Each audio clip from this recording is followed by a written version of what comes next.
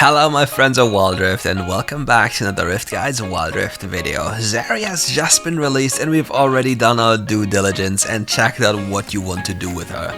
To make it the most easy way for you, we created a little guide that will help you understand ZERI, how she functions, what items you want to go for, and everything you need to know. But before we hop into that video, let's talk about our question of the day. Do you think ZERI is going to be OP? Let me know in the comments below. Let's start with the ability rundown. ZERI's passive is called Living Battery. ZERI shields herself for 60% of the damage she deals to shields and gains 15% movement speed for 3 seconds when shielded. ZERI's first ability is also her auto attack. The passive thing is ZERI fires a burst of 6 rounds into the target direction that deal damage to the first enemy hit. ZERI's attack speed is also capped at 1.5 attacks per second, and 60% of the attack speed that is accessed over the cap is converted into bonus attack damage. On top of that, it also has an active spell. ZERI taps a location and deals magic damage at the target location, which is a very interesting design because you can do so and alternate between both. Auto attack, tap, auto attack, tap, but also don't forget it has a cooldown. ZERI's second ability is called Ultra Shock Laser. ZERI fires on an electric pulse that deals magic damage to the first unit hit and slowing it by 30%. If the pulse hits a wall, it expands into a long-range laser, applying the effects in an area and crit champions and monsters. This thing is quite the interesting tool you can use to cancel the enemy's base or force them to back off from objectives, because this laser is really hurting. ZERI's third ability is called Spark Surge. ZERI dashes a short distance and loads up lightning rounds for 6 seconds, empowering the next 3 attacks to pierce, dealing 60% damage to targets after the first hit. Hitting a champion with an attack reduces this ability's cooldown by 1 second. If ZERI touches a wall while dashing, she will also vault over it, greatly extending the dash range. So whenever you're trying to escape from enemy gank, you can literally hop out the biggest wall in the game and just peace out without any problem. Similar to Kane, but way faster, cooler, and you also look stunning while doing so.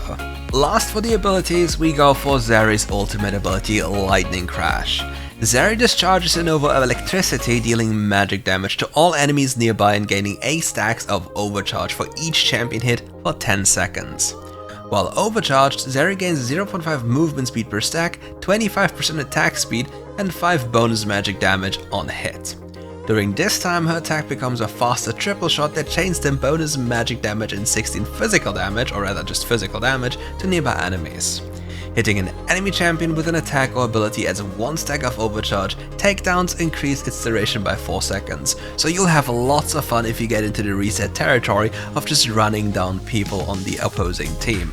It's really fun and it's also really amazing. Unless you're on the receiving end, then it's absolute pain. Now let's talk about the most important thing when it comes to ZERI. It's alternating between your auto attack and your first ability. This champion is very high APM because you need to use a lot of spells and you have a little amount of time to use them properly. Because don't forget, if you want to be really efficient, you need to portrait lock or manually aim every single auto attack to make sure they're going into the way you want them to go. And for the combos, that's literally it, because it's very intuitive to play this champion, but from a mechanical point of view, when you want to be 100% efficient on this champion, it's probably the most difficult champion to master. But once you've mastered her, you'll realize how much fun she is, and you'll really realize her potential.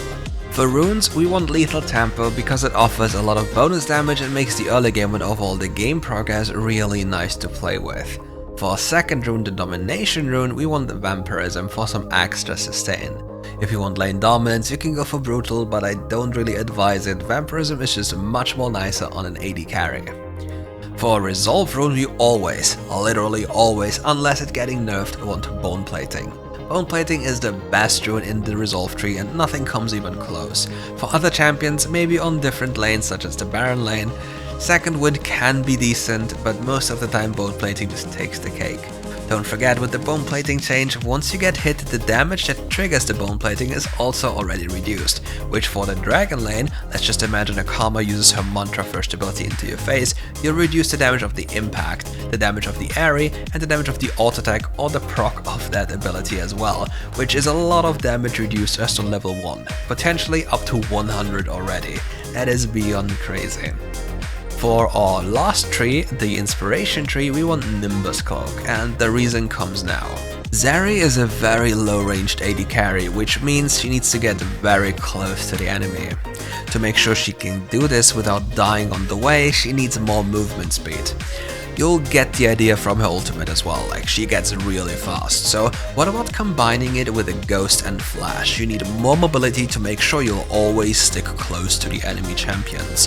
With Ghost and Nimbus Cloak, you can almost always guarantee that you'll get there, and with the ultimate, nobody, and I mean nobody, will escape you. You can leap over walls, you can slow them over walls, and you can just gun them down with any zap you can think of. It's a really fun interaction, go check it out. Otherwise, I can also always tell you, or suggest to you, that you play this champion with an enchanter in the dragon lane. She is so strong with the Lulu, or for example Yuumi, that you'll have insane experiences with those champions. Also, Yuumi will also accompany you over walls, which other champions really cannot, and then you'll be left alone and things get really dicey. Also, it's very funny to see scuttle skirmishes in the river and just ZERI hopping over the wall and just being there first even though they have no prio. That makes for a fun event. With all of that done, let's now talk about the item builds, and for the item build there's something really special. So, you know that ZERI uses an auto attack that fires multiple projectiles, right? So what about an item that stacks and grants you HP, attack damage, and ability haste? Which item could that be? It's Black Cleaver. It sounds very out of the ordinary, but Black Cleaver could be a valid first item option for ZERI. You instantly get to shred enemies' armor on the fullest value of the item, and it makes you tankier on a champion that really needs to get close. On the flip side, you don't have immediate access to crit, so you'll lose a little bit of damage, potentially. For your second item in this build, you'll go for Essence Reaver. Essence Reaver will grant you nice mana sustain, crit, and overall nice bonus effects towards your spells. After that, you'll go for Solari Charge Blade. Now, with the Solari Charge Blade at play, you have more attack speed, you have a more bonus zap effect, and your Essence Reaver is slowly scaling up to make sure that your spells deal even more damage, because you'll use your first ability quite a lot. After that, you go for the typical Infinity Edge to make sure you deal even more crit damage, which is kind of the normal thing, but now for the last item there's a slight difference we need to look at. We need to look at the Bloodthirster or an armor pen item, and it really depends on who you're facing and what you need. Most of the time you need more sustain and have to sacrifice a little bit of damage to make sure that you survive, because what does it matter if you deal a lot of damage but once you're attacked by anything, there's no way for you to sustain up again and you're out of the fight. Then whatever amount of damage you could potentially deal doesn't matter anymore, and you just need to accommodate for what is possible for your current state.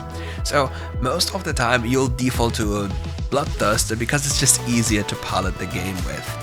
And for boost, you most of the time want the Gluttonous Grease for obvious reasons mentioned before, and for your enchantment it might be a Protobelt or a Stasis depending on the game. But if you don't feel comfortable with this build, you can also go for another build. So what about Stormrazor, Infinity Edge, Solari Charge Blade, Armor Pen, and Bloodthirster? Yet again, it really doesn't matter if you overcap on crit, it literally doesn't matter.